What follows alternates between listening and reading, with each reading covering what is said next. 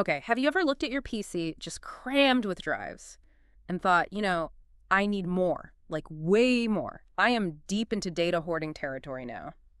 If that's hitting close to home, you'll want to stick around for this. Today we're diving into the Vevor 23014 mid-tower PC case. And the big thing, it supports, wait for it, 16 hard drives. Seriously, what are you even storing in there? It's a pretty wild piece of kit, isn't it? What strikes me right away is that this Vevor case, it's not just, another box. It's almost like a statement about PC building priorities. Yeah. It really makes you think hard about what you actually need in a build. So yeah, our mission today is to dig into this thing, see what really works, figure out what the catch is, and who on earth this kind of case is actually for. Right. So the sources suggest it's not just sacrificing everything for those drive bays. There are some maybe unexpected good points, things that make it more than just a big rack. Well, yeah, for one thing, it actually ships with 420 millimeter fans already installed. That's pretty nice. Often with these more budget-minded cases, you're kind of on your own for cooling, right? Yeah. And they mentioned the tempered glass side panel. Apparently, it's tougher than usual, like twice the impact resistance.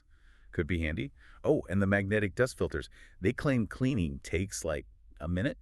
Pretty smart. Okay, yeah, a 1-minute clean sounds good. And I saw mentions of pretty solid construction, too. It seems so. They talk about zero point 0.6 millimeter SBCC steel. That's that cold rolled steel you see a lot. Good strength for the weight. Yeah. Reinforced corners, too. And you've got options for airflow supports up to 720 millimeter fans, or a mix of 140s and a 120. It seems pretty well regarded overall. Vevor's got something like a 4.4-star rating on Site Jabber from like thousands of reviews, so it's not just about the drive base.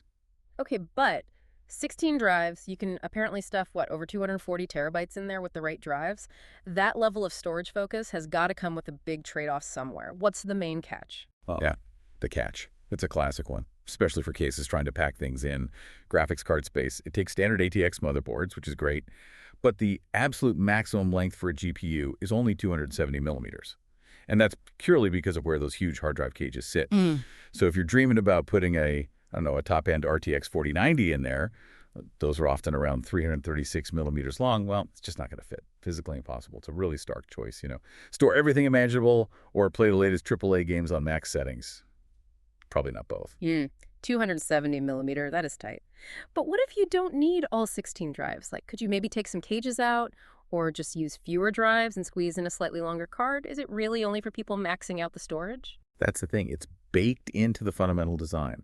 The structure is built around accommodating those 16 potential bays. Even if you leave half of them empty, the internal layout, the mounting points, they still dictate that short GPU limit.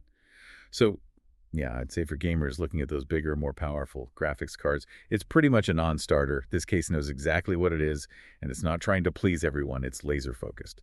Okay, so where does that leave you listening right now? Is this Vevor case purely for the extreme digital pack rat, or are there actual, maybe professional reasons for needing this? I mean, let's be real. 16 drive bays is overkill for most people. Absolutely. Yeah. But think about video editors dealing with huge files like uncompressed 4K, maybe even 8K footage, Right. or someone running a massive Plex server locally.